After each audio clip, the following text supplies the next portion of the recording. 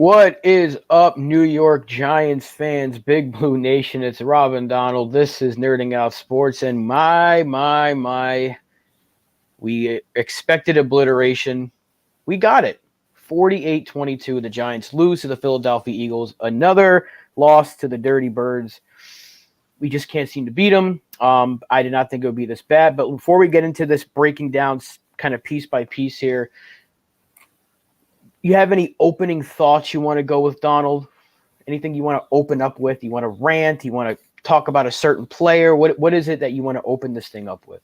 I don't really feel like a rant is necessary because I was kind of expecting a loss. I was expecting a significant loss, although this is actually much worse than my expectations. So this was very bad. Like, don't get me wrong. This is pretty bad. But, I mean, I don't know. I just felt that even going into this game, this Eagles team, they don't have any weaknesses. They're as close to a super team as I've seen in a number of years. Like, they're like the Chiefs when they won the Super Bowl a couple of years ago. They're that freaking strong. They're like, you know, they're like a couple of those Patriots teams. They're that freaking strong. They've got no weaknesses that I can find. Like their front is terrifying. Their secondary is fantastic. Their quarterback is in incredible form. And it's not just because he's got really good receivers. He's legitimately turning into an excellent quarterback. Miles Sanders is terrific. And he dominated us. We couldn't get anything done on the ground. So, you know, they've got strength there. The receivers are phenomenal. Like, they just legitimately don't have any weaknesses. So when you pair up a team which is playing like they're a juggernaut offense. And with our problems, the fact that we have a decimated secondary, we didn't have anybody that can match up with Devontae Smith. Not like many people can, but even an NFL caliber second corner, we don't have that right now. I mean, we don't even have a legitimate number one corner right now because Adoree Jackson got hurt. And with our secondary done, safety's done, we can't stop the run. I mean, obviously, we missed Leo, but I don't know what kind of a difference he would have made. He maybe might have made a slight improvement to the absolute slugfest that it was. But no, I just felt that we didn't have a chance going in this game. And it's one of the very few times that I've actually felt that. Just we had legitimately no chance. I felt that we had maybe like a 1 or 2% chance against the Cowboys if like everything goes our way, but we had zero chance against the Eagles. Let's be real. So I'm not surprised. That's why I'm not going to rant. But this kind of looked like they weren't ready to play. Their mentality doesn't look like it was ready from the jump. They just did not look ready to play this game at all. No, I'm with you 100% on everything you just said. And what's up to Tony in the chat? We are live. Not happy, but we are live. But yeah, I think that what you said there is kind of the exact way I felt because we both expected a loss. We both expected this to be bad. I didn't think it would be this bad. I didn't think they would put up damn near 50 points against us. And I didn't think we were going to score 20 points. But then again, that last one was basically garbage time. So it's just a mixture of so many just bad things, very, very few things you can say were a positive. But if I wanted to say anything, I want to talk about the fans for a second because we're starting to see people now. They're starting to go after Wink Martindale for this game, and you know, is Wink really the guy? And I'm thinking, how can you place any blame on Wink Martindale right now? This guy has a secondary that's made up of Fabian Moreau, who, even though he's played well for us at points this year, was let go by the Texans. Okay. That's our number 2 corner. He's our number 1 corner right now. We have Zion Gilbert, who is picked up off the scrapyard 2 weeks ago, and he's starting for us. Nate McLeod, whatever his name is. You have all these different guys. The guy who had a sack, Ryder or something, I didn't even know who that was. I'm like, was that a spelling error? I'm like, who's this guy that got a sack? And you have this collection of decent players like Dexter Lawrence and Kayvon Aziz and Julian Love. And then you have the rest. Like, our linebackers are not good. Our secondary, like you already said, is decimated. Mm-hmm. And you expect Wink Martindale to put up a scheme that's going to stop the Philadelphia Eagles? You already said it. They don't have a weakness. If they want to beat you running the ball, they can do that. If they want to beat you throwing the ball, they can do that. Jalen Hurts has legitimately turned himself into a premier quarterback in the NFL. Is he on Mahomes level yet? No, but he is close. He's in the MVP race this year for a reason. Mm-hmm. And it's not just because of his weapons. He's got a great line. He's got a great group. But you also got to make those throws. It sure makes his life easier, but he's been phenomenal. This Eagles team is phenomenal. They're well coached. They got a great group. They legit don't have weaknesses, even their special teams. And guess who it was yet again? Boston Scott. The second we score a touchdown, he takes the next kick 66 yards. So it's like there was never a point in this game where I felt like the Giants might be able to turn something around. It started with Daniel Jones getting sacked twice. Who gave up the sacks? Andrew Thomas and Evan Neal. That right there was your telltale sign that this game was going to go bad. The Eagles go right down the field and score. We give it right back to them. They go right down the field and score. It was just, it had blowout written all over it. And I just don't know how fans are going to go out there and criticize Kafka, sure. But again, he's also working with nothing. Criticize Dable for some of the decisions he's made, like playing Barkley at all today, I think was dumb. But still, we're not in this position we're in right now without Wink Martindale, without Brian Dable. So let's curb that. Let's stop criticizing Wink, of all people, because that's a guy that should be excluded from any sort of criticism. The fact that we were able to even do a sliver of anything against Philadelphia's offense today with the players we had out there. We had a few sacks and whatever. This game you knew was going to be a loss. If the Giants had kept them to, like, I don't know, 20-some-odd points, I would have been surprised. But that wasn't the case. So it's just a bad game overall, and it has to be next week, your season's on the line. 1,000%. Even though you can still make it if you lose, next week the season's on the line. Nothing else is going to change that. Exactly. I mean, I'm not quite sure. Exactly to your point, what exactly could Wink Martindale do? I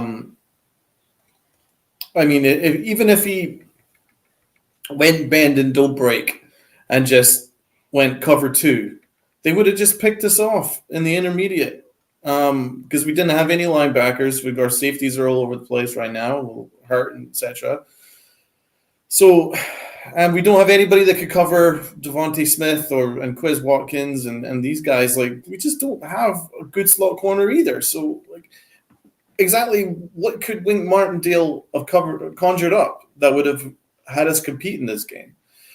And like the only way we would have won this game was by blitzing, right? Which we tried to do as much as possible. We blitzed as much as we possibly could, but the only way your blitz is going to be effective, it's predicated on your two corners sticking with their man, at least for the initial burst.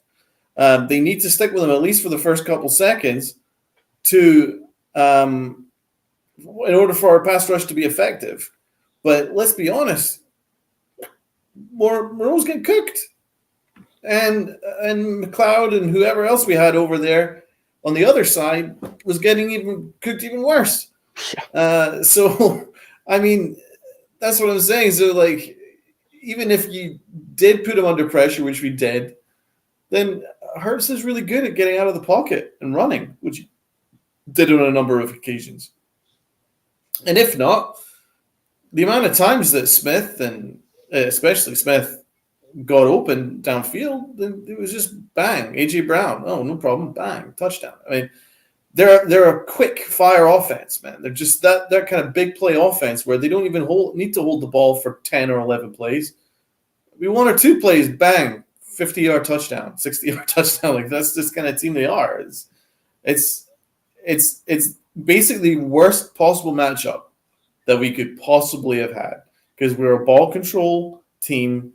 We need to keep games tight. We need to make games scrappy in order for us to maybe keep it close enough for us to scrap a touchdown at the end. That's the kind of team we are. We're not a team that can compete like that. We're not a big play offense, and we don't have playmakers on defense right now.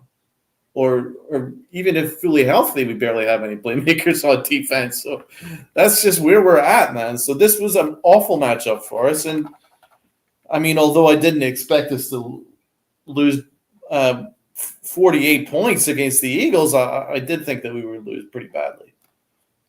Yeah, and you think about that play, what was it, in the second quarter, the fourth down, it was like 4th and 7, and they went for it, and they got a touchdown. 40-yard touchdown at Devontae Smith, and it's like, what else could you really expect right now? If they're getting 4th and 7s to go for 40-yard touchdowns, you have no shot. They didn't have a shot going into this game. And I said it in the pregame, the only way we win this game is if somebody, like, I guess, poisoned the Eagles' food in catering or something. That was the only way we were winning this game. It's just we didn't have the personnel. We never did. Even at full strength, we still don't match up with them. It would have been closer for sure. We wouldn't have given up 48 with a full strength squad, but we still would have lost this game. It maybe would have been 35-22 or 30-22 or something like that, but we don't have enough to match up with the Philadelphia Eagles. And it's not a knock on the Giants. We're not there yet. The Eagles are where we want to be at some point. They're legitimately as close to a perfect team in the NFL as you can have right now. Now, a lot can change. We've seen crazier things before, but there's just so few things that the Giants could do that is going to stop them. And fans, we have to realize that. We knew this was going to be ugly, and most fans were all in agreement. Next week is the real season on the line. Next week is a game that we have to really be like, get ready, get right, and let's go out there and win. Tony, let's get some of his comments here. Don't forget the Giants can't punt. Yeah, we'll get into that. That was hilarious. Texans, look, Texans covered. At least they covered. They were great, man. I thought they balled out. It's those kind of losses. Like, if you're going to lose, I'd lose like that. Lose competing right to the end.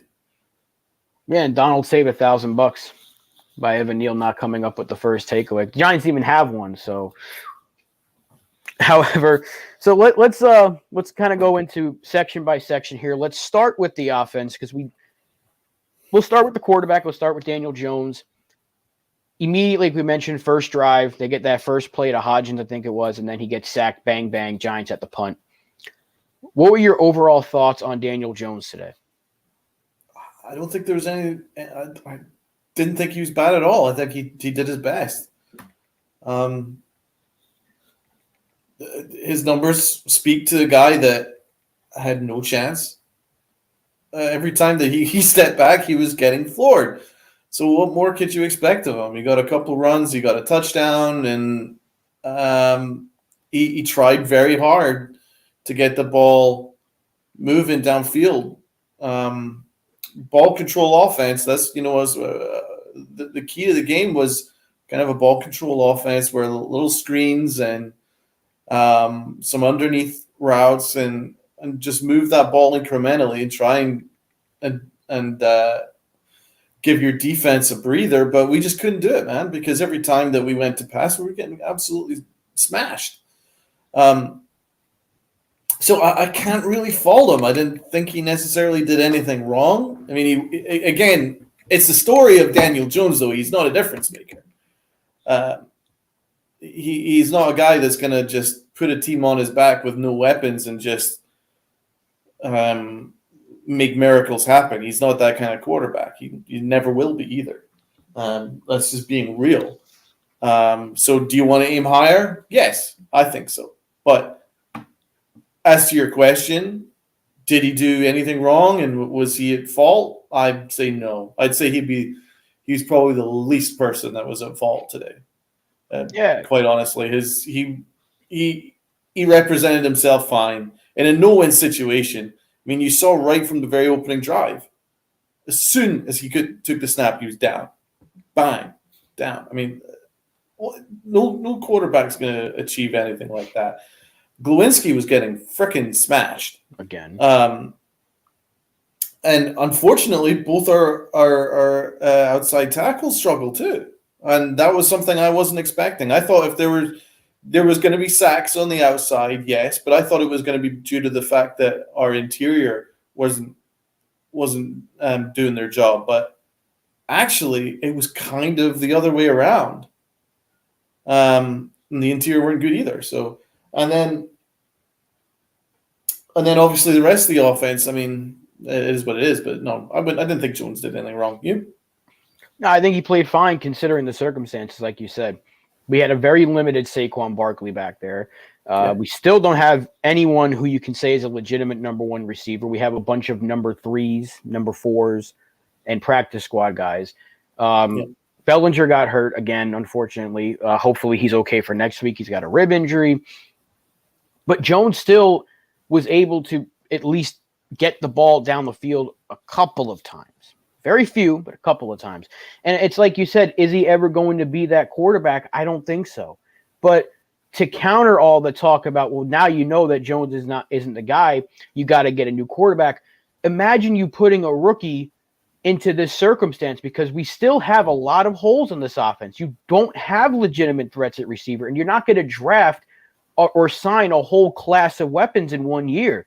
So are you going to really risk putting a rookie quarterback behind a very shoddy offensive line? Because you might need a new left guard, a new right guard, because they're not playing Bredesen, who I thought was healthy at this point, but they're just not. No, Bredesen was he was not available today. Okay, so they're still waiting on him, but you have questions at both guard positions. You might have to get a new center because we don't know what they're going to do with Nick Gates. You need a receiver because Golladay is going to be gone. You need a number 2 receiver. You need a number 3 receiver, and you might need another tight end because you only have Daniel Bellinger, who we've only seen flashes of. I think he's going to be fine in the NFL, but again, we haven't seen enough to be like, yeah, that's the guy. And you still need 2 tight ends. You really do. So that's just a fact. Are you going to put a rookie just to reset the rookie contract clock behind an offense that has so many issues, where at least you've seen that Daniel Jones with a relatively healthy squad can do something? He's not losing you games, and he has won us a few games this year. So I just think that I would wait to get that next quarterback, because first of all, I don't see us getting one in this draft, because we make the playoffs. Are we getting an Anthony Richardson? Probably not. We're definitely not getting a Stroud. We're not getting Bryce Young, and probably not getting Will Levis. So the only hope is that Richardson does fall to us, but he's a project as well. So are you going to put a project quarterback behind a Swiss cheese offense? There's a lot of questions there. So, I mean, I can see the argument for getting a new quarterback, but I can also see the argument of you might need to wait at least another year so you can try to set that next quarterback up for success. And maybe with a better group around him, Jones will be better next year, although he's had plenty of opportunities, and I just don't think that's going to be the case. But I would be very afraid to put a rookie. It would be the same thing we did in 2019. We put Daniel Jones, a rookie, who was a project, behind a very bad line with very limited weapons, except for Saquon Barkley and a slot receiver and Shepard and Golden Tate. So it's like, do you want to do that again? Because that'd be history repeating itself, this time just with the new regime. And I don't think they would want to do that, although they might have no other choice. So again, I'm on the fence there. But for today only, I can't find any negatives in Daniel Jones's game. He did everything he possibly could have to try to give us a shot. No, you're right. As for like the quarterbacks in the draft, I want to watch some film and really study the other ones outside just Stroud and Levis and Young. So we'll shelve that. But your initial premise that, hey, do you want to put a rookie quarterback in this situation? That's a great question. It's not ideal. No, it's definitely not ideal. It's really worrying to me that once again, every year we're saying we've got to fix this offensive line. We've got to fix this offensive line. Got to fix this offensive line. It's been an annual event, and it's not like it's not being heavily invested upon. Dave Gettleman spent half his draft a couple of years ago on linemen. Half his salary cap too. Half his salary cap too. And then Joe Schoen, in what limited way he could, obviously invested a first-round pick on Evan Neal, spent most of our very little cap that we had on Glowinski and Feliciano, and obviously Azudu in the draft. And again, it's not really worked out. Apart from Evan Neal, I think Evan Neal will be fine. He had a bad night again today, but in general, I think he's been okay. He's been about average. Obviously, maybe not reached the expectations that maybe we'd hoped for in his first year, but he's been generally okay. I think he's going to get better and better, but I don't think the outside tackles are a problem, but the interior is. We hope that Nick Gates is the answer at center, but then we'll definitely need two other guards. So maybe Bredesen could step up, though. I've liked what I've seen from Bredesen lately, so there's a possibility that Bredesen might be a useful contributor down the line. But yeah, like another year of going, well, if Daniel Jones had an offensive line, maybe this would be different, but he doesn't. So, and we've not really had a great line for a while. It's about a decade. That is a long, long time. And this receiver core isn't good either. Like, we only have one good receiver, and that's Slayton. We don't even know if he's coming back next year. Hodgins looks like a find, though. He looks like a steal. That looks like a good find, if you want a positive. But nah, I don't know. I really don't know what they're going to do regarding Daniel Jones yet. But we've got all offseason to discuss that. In the immediate, I don't think he did anything particularly wrong today. I think he was fine. I think he was just fine. Yeah, not great, obviously, but just fine. Right. Finished with 169 yards. Nice. A touchdown. He was sacked 4 times, and he ran for 26 and a touchdown. So he had 2 touchdowns overall. Mm-hmm. He did just fine. He did more than I thought he would have. I think I had him right around the 170 or 180 mark for passing yards. So he did exactly what I thought he would. Barkley only had a limited amount of touches, which we didn't think he should have played. You said it first, and you were absolutely right. They barely used him. He should not have been out there. Once it was 21-0, and they gave him the ball 6 times in a row, I was like, can you take him out of this game, please? Because I swear to God, if he gets hurt and he's out for the Washington game, the season's over before we even have a chance to take the field. And I didn't like that decision by Dable, and I know he's going to do whatever it takes to try to win, but sometimes you got to just throw in the towel and admit when the game is over.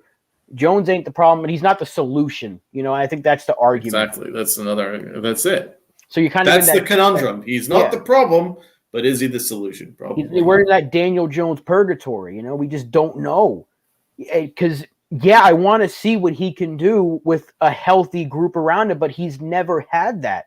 He might have had it once his entire career here. He might have had a healthy group in terms of linemen and receivers once or twice. That was, what would you say, Saquon's rookie year? No, when he had Odell on the outside? No, Daniel Jones wasn't even there. Remember, they drafted Jones the same year they traded Odell. So that's another Dave Gettleman mishap. He traded his best receiver the year he drafted and then proceeded to draft a quarterback. That's right. So Jones hasn't really had a healthy group. And then you think about 2020, Kenny Golladay wasn't there yet. 2020 wasn't a good year at all because Shepard, I believe, I think he was healthy all season. But again, we didn't have a good team that year. And guys were getting hurt left and right. And then last year, Golladay either didn't play well or he got hurt. Kadarius Toney was hurt left and right. Saquon was dealing with injuries last year and the year before. So he hasn't had that. And then this year, we had it in week 1, and then Wan'Dale Robinson got hurt, Toney got hurt, Golladay got hurt, Shepard got hurt in week 3, and then we were forced to use Darius Slayton. So he hasn't had it basically all season. So it's been 5 years of Daniel Jones we really don't have a full evaluation on him because we have not seen him with a fully healthy group of talent around him.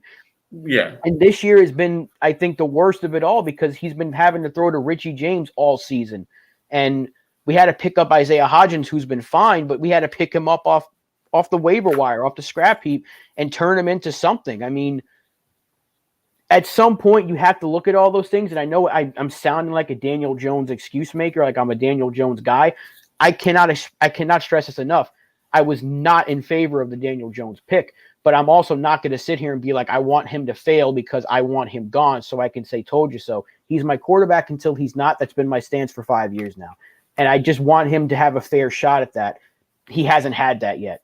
So, and it ain't going to happen this year because we're not going to have a healthy group of receivers. Shepard ain't coming back. Wandale ain't coming back. So this is what we have for the rest of the season is what's on the field right now.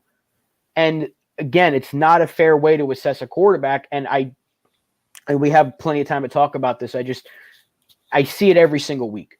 Every time the Giants offense has a poor performance, which has been pretty much every game for about a month and a half now, it's Daniel Jones. He's not the guy. You got to get Richardson. You got to draft this guy. But think about that.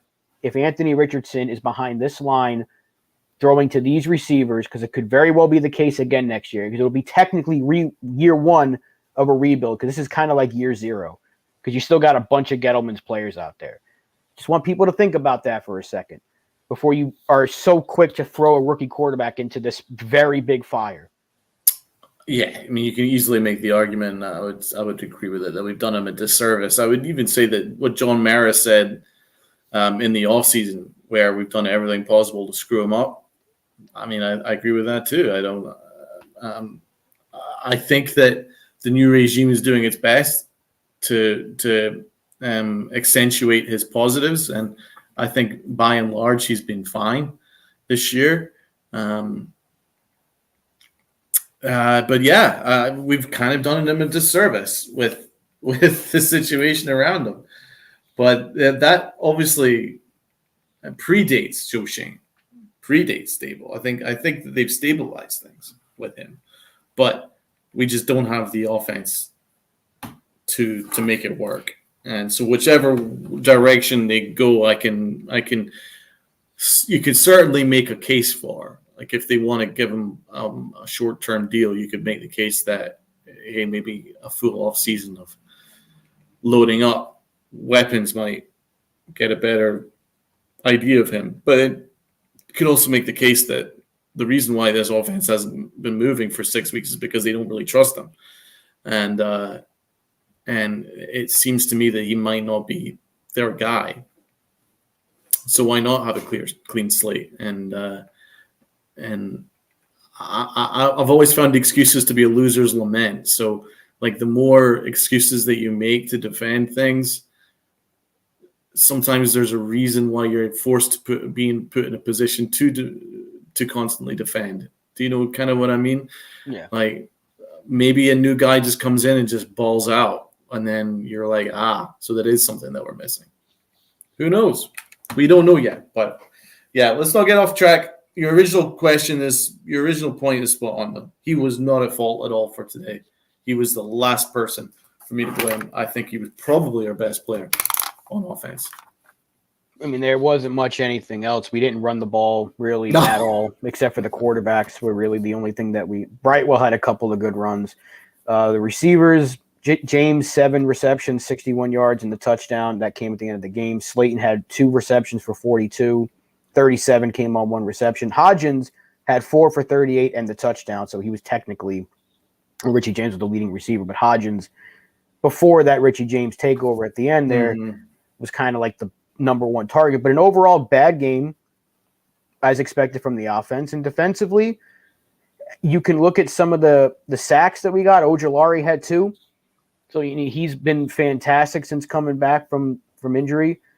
Ryder Anderson, again, I did not even know he existed, had a sack, and so did Zion Gilbert. So 2 players whose names, if you would have told me week 14, Zion Gilbert and Ryder Anderson are getting sacks against Jalen Hurts, I would have said, who? Those sound like made-up names that you see in the generated classes in Madden. And to knock them, I don't know who. I just didn't know that I don't know who Ryder Anderson was. But at least he got a sack. But if there's one positive, We were able to get to the quarterback on occasion, but there was nothing else I can say about this defense today that looked good. Moreau got toasted. Darnay Holmes had one good play and then got toasted right afterwards. The secondary shot, the linebackers are shot. There's only so much you can do with three guys trying to rush the quarterback. It was the worst game this defense has had all season, but let's talk about the defense. As we talked about the offense, there's nothing to talk about in the offense. They were just awful. They were beaten from the jump. They didn't compete. Defense could maybe make an argument that they were worse, especially with the fact they gave them 48 points. What did you think about the defense? Who stood out to you as being the major problem? Cop Pizzle in the chat. What's up, Cop? Long time no see. Sad day. Yeah, very sad day. Not great. Not a good one. Defensively, I guess it's got to be Ojulari. He was the only one that I can say, yeah, Azeez had a good day. Everybody else, I can't find a positive. Julian Love whiffed on the tackle that would have, even if he hit Smith, it would have been personal foul. He didn't play the ball. He tried to play the ball, and he gave up the touchdown on the 4th down, so he looked rough. Who else? Was there anybody that you can say, yeah, he played okay? Kayvon had a couple of pressures, I think, but again, there's nothing this defense really did today. I can say that was a good player. This guy did well. It was Azeez, and that's it. Even Dexter Lawrence was kind of like non-existent today. Well, I mean, they just ran rampant, man. Yeah. I think you made the tweet that, like, if they wanted to run the ball every single down, we wouldn't have stopped them. They were unstoppable. Sanders, Hurts, Boston Scott always kills the Giants. It's just a thing now. Like, he doesn't have a career other than when he plays the Giants, and he looks like frickin' Walter Payton out there. It's unbelievable. Like, so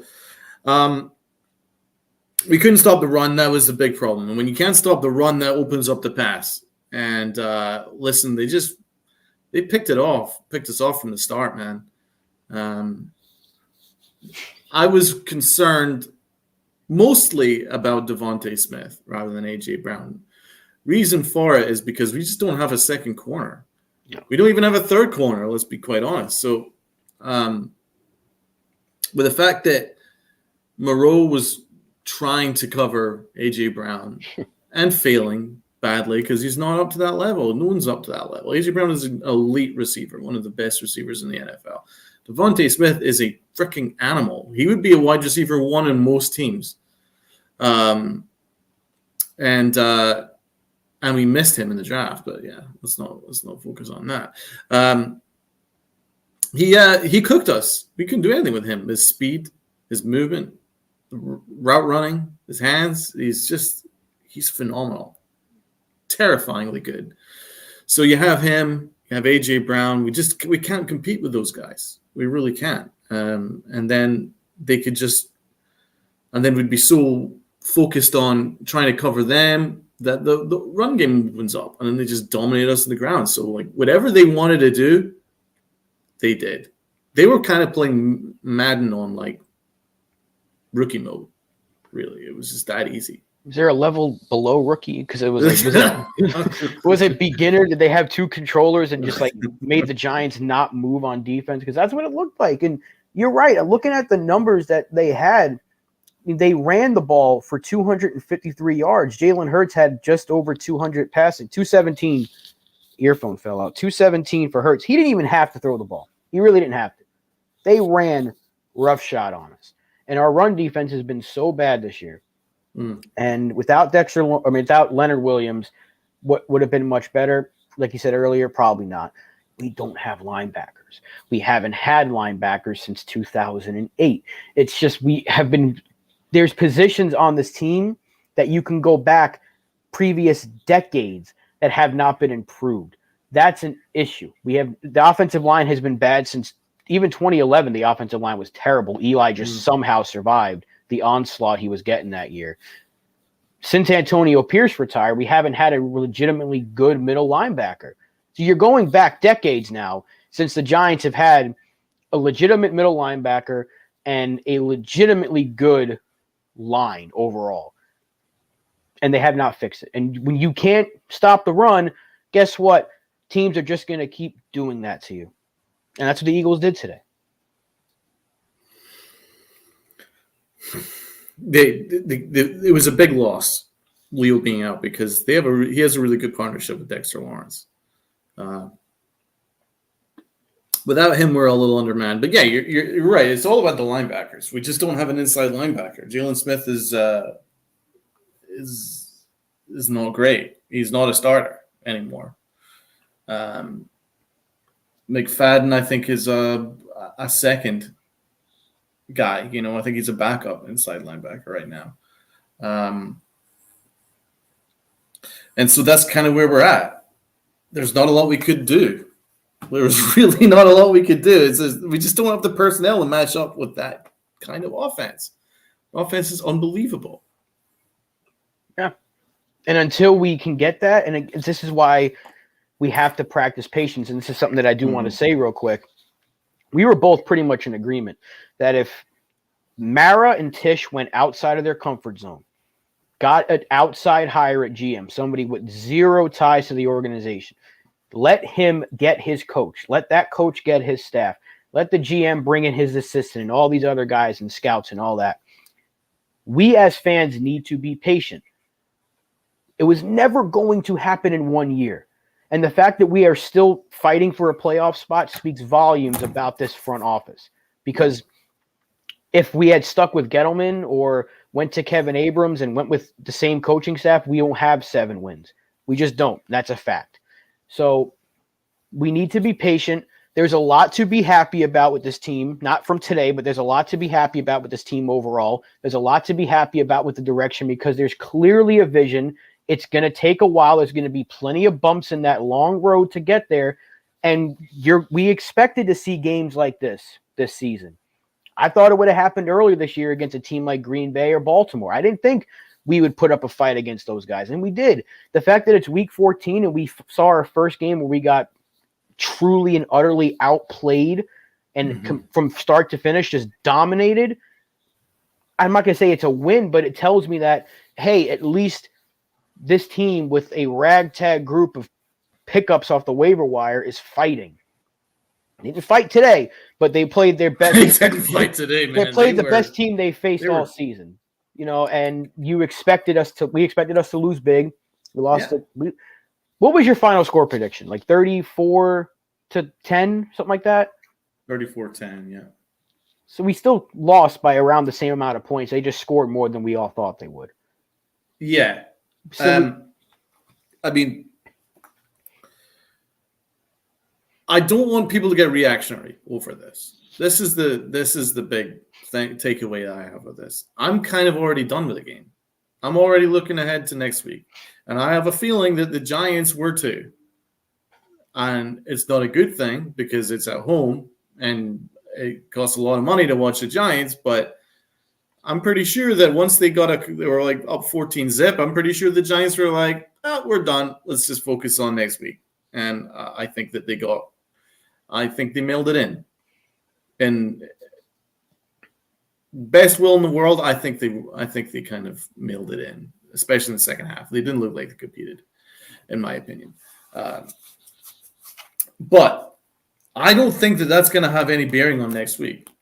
And every game is different from the other. I mean, listen, who would have had the Texans almost beating the Cowboys? They were within 45 seconds of beating the Dallas Cowboys. Look at the Jaguars against the Titans.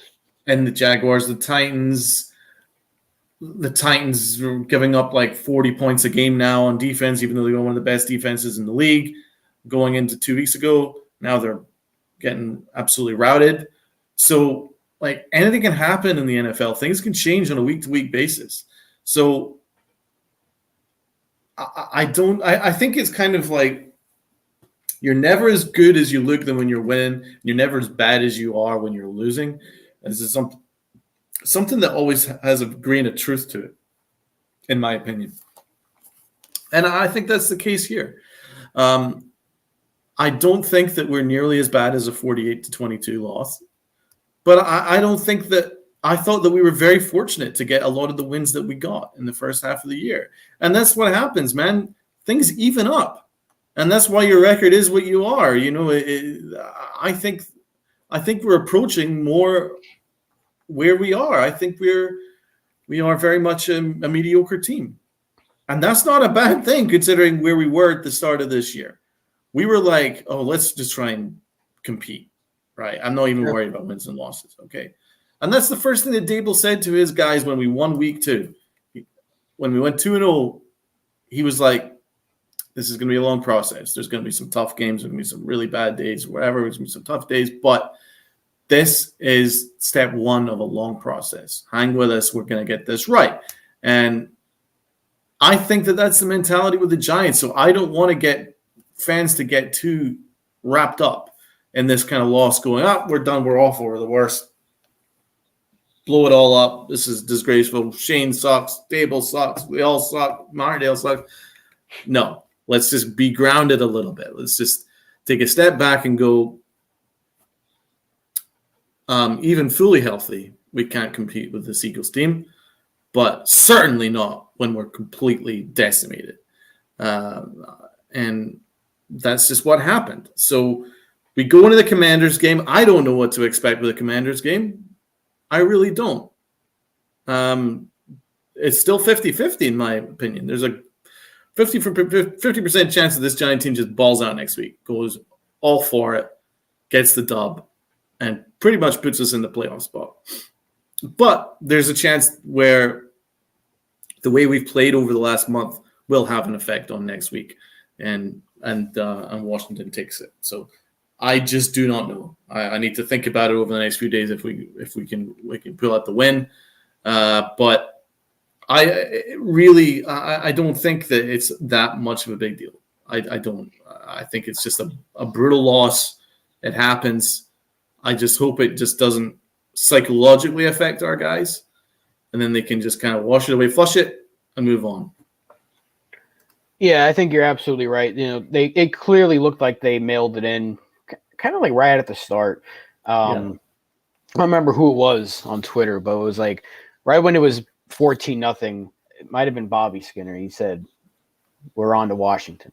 So yeah, exactly. It just seemed like that was. I think you were on to Washington after the first 2 snaps of the game.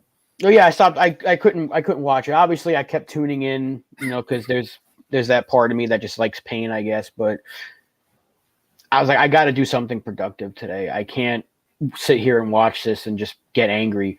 Because it was bad, and I knew it was going to be bad. KC is throttling the Broncos. No surprise there. Thanks for the update, Tony. The Chiefs team is just awesome. The Panthers are having a good day. They're up 17-7. That would help us if the Panthers win this game, takes down Seattle. Then next week is going to be even bigger. So again, the focus has to shift. It's like we said after the game last week. Like PTA always says, you got 24 hours. And then you're on to the next one. So I think my venting and my thoughts about the game and getting upset about a game that I thought we were going to lose, I'm over it now at this point. Don't sleep on the Lions, man. Hey, I picked them to win. And they won. They look good. They look very, very good. They've been the hottest team in football other than the Eagles and maybe the Chiefs over the last month. They almost beat the Eagles. There's an offense that can go toe-to-toe with them. They almost beat the Bills, for God's sake. Yeah. So I mean, listen, around the Eagles, like you can make the argument that they're the best team in football. I think that they're a legit super team. Like it's them, and I like the Chiefs. You could, I don't even think the Bengals are strong or strong enough to compete with this Eagles team. As good as as good as I think the Bengals are. And then there's the Bills. Like, who else am I missing? Got KC, Cincinnati, and there's select few teams that are gonna be able to put up points in bunches like that. So yeah, I mean, I thought that the 49ers prior to Garoppolo going down could maybe compete with the Eagles in a playoff matchup. But I don't know. I don't know if there's a team that can stop the Eagles in the NFC. So that kind of says it all about how good their team is, man. What's scary is how quickly they rebuilt this thing, because they were one of the worst teams in football in sacks and interceptions last year. Now they're the best. It's scary. It's scary how they've turned this thing around so fast.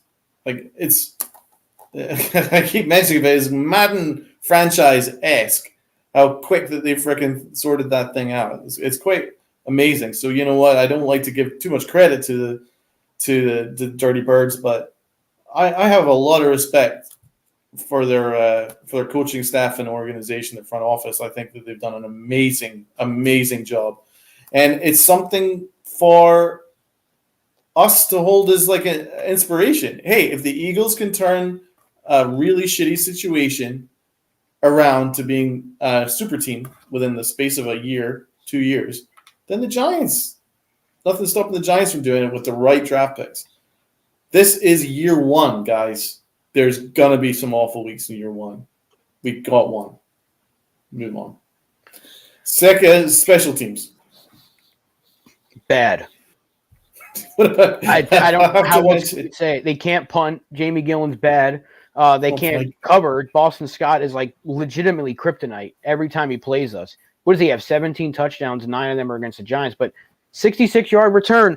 So any chance the Giants had of maybe changing the momentum in their favor, wiped away by who else but Boston Scott. So special teams, but then they had the block punt, but they almost let the guy pick up the first down, and he was hurt. So what does that tell you about the special teams? That's bad. Right. We actually finally got – I think that was the only good play that we had of the game. And even that almost went backfired. Amazing. I've never seen a block punt where the punter takes it and then runs. And he ran more than Saquon Barkley did. It's just bad. Like, that's the only way. I can't go into a description of the special teams because even the block punt, good job Ellerson Smith, but bad job everybody else because you almost let an injured player pick up the first down on a blocked punt.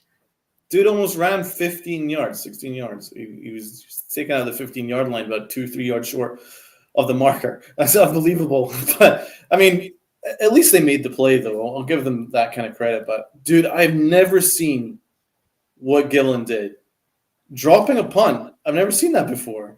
Like, it just missed his foot, bounced up in the air. I mean, at least credit to him for trying to make some level of contact where he took it off the bounce and tried to at least get the ball upfield a little bit. But then it hit his leg twice, and then it's a penalty. Like, that was one of the ugliest plays I've seen. Like, I hate to say it, but Gillen is not good. He's bad. We're gonna need a new punter. So we need a new punter. Add that to the list of many positions that are going to be filled next year. The Eagles kicker Elliott punted better than Jamie Gillen. Yeah, you're absolutely right. Special teams for us has been a problem for a while. This year we had the Richie James issue. We had to use Adoree Jackson. We know how that's affected our season. So special teams is a problem, and it's something that the Giants are certainly going to have to put at the top or towards the top of the list of things they have to fix because we don't have very good special teamers in general. We have a great kicker, one of the best in the league, if not the best, but that's about it. We don't have a good return man. We don't really have great coverage guys, as it was evident today. And maybe Ellerson Smith can become that guy for us, but he's had one good play all season. So, as we say that, Purdy is beating up on the GOAT. 21-zip right now. I think I picked San Francisco. You did, but we'll obviously get into those picks. We'll get into that in the next episode. But let's talk our game predictions. Go ahead. Let's get into our game predictions. You're right. Well, I think I can safely say that you won. Rob, you had DJ 176 yards, 1 touchdown, 1 interception. I had 220 yards for DJ, 1 touchdown, 2 interceptions. Well, you were much closer. I'll take the win. There's something. Somebody has to get a W today. It wasn't the Giants. Zip. Running game. Rob, you had 115 yards in total. Tony had 110. I had 101. They had 123. So, Rob, you take that one. Good job, man. That was pretty close. Thank you. Rob, you had Hodgins, I believe, as our leading receiver. Oh, no, you had him hitting a touchdown, didn't you? Hodgins for a touchdown. Did he get the first? He did. Yep. He got the first touchdown. Yeah, Rob is killing it here this week. I had Bellinger as a leading receiver. Was that it? Yes, you did. Oh, it was Richie James. Oh. I had Slayton, so that's an L. Rob is killing it so far. Rob even won in the sacks department. You had them getting 3 sacks. I had them getting 2. I think they got 4. They finished with 4. You had McFadden getting a fumble recovery. I had Aziz. And as we all know, because Tony is not $1,000 richer today, Giants did not have a takeaway. So, nope. As to be expected in a game where you give up 48 points. Scores. Tony was the closest. And credit to Tony here. He had the Eagles winning 38-10. And we were kind of like, oh my God, if he's right, then we're in real trouble. Well, he was right. In fact, he was actually being generous. But between us, Rob, you had 28-13. I had 34-10. So I win that. Yeah, because you were closer, at least with the Eagles score. And yeah, I guess. But all in all, Rob, you whitewashed me here. Very similar to the way the Eagles beat up on the Giants, you beat up on me. In the picks, yeah. But I think Tony actually wins of the score predictions. Tony actually wins the score prediction. He was right. And he has to be right about one thing, at least for your sake. It wasn't the Evan Neal thing, because I don't know why I was kind of looking. I was like, what if that actually does happen? I wasn't looking forward to it because I didn't want to see you lose $1,000. But I was like, can you imagine Tony's going to try to come find you? He's going to go travel to Scotland. Tony was going to find me. Just look for the one guy in all of Scotland with the Baltimore Orioles hat. Trying to find you. I'd have given him the $1,000, man. If you pick Evan Neal and somehow he finds a way, he more than deserves the $1,000. But it didn't happen, so you didn't get it.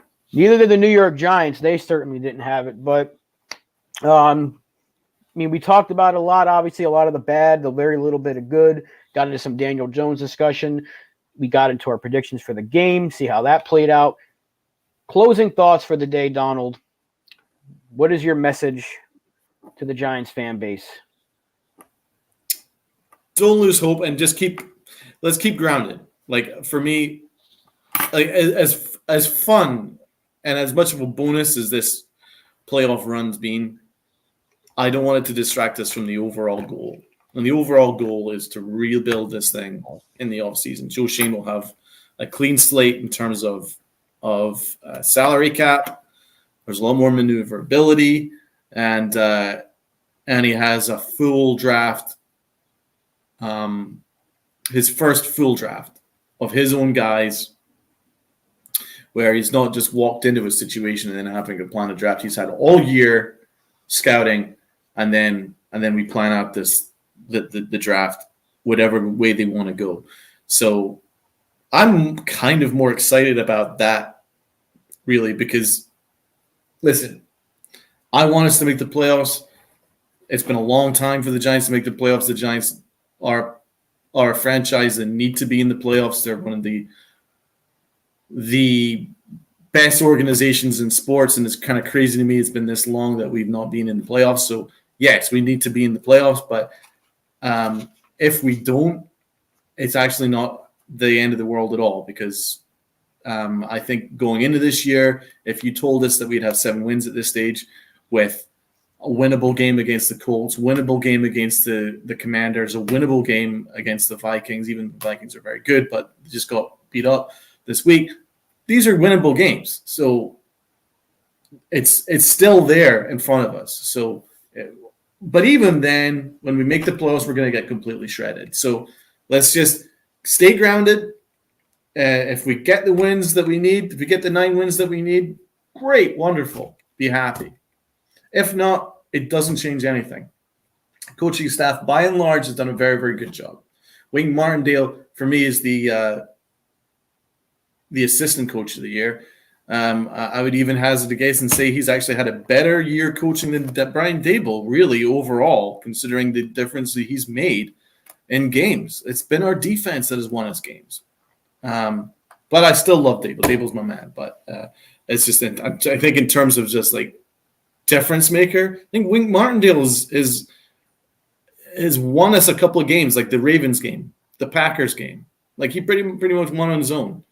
The Texans, we had no offense against the Texans, but the defense was really, really freaking good. So I'm on board with our coaching staff. I'm not a big fan of Kafka, but maybe he just doesn't have the players that he needs to make his scheme work. So that's another offseason thing. So yeah, let's not lose hope.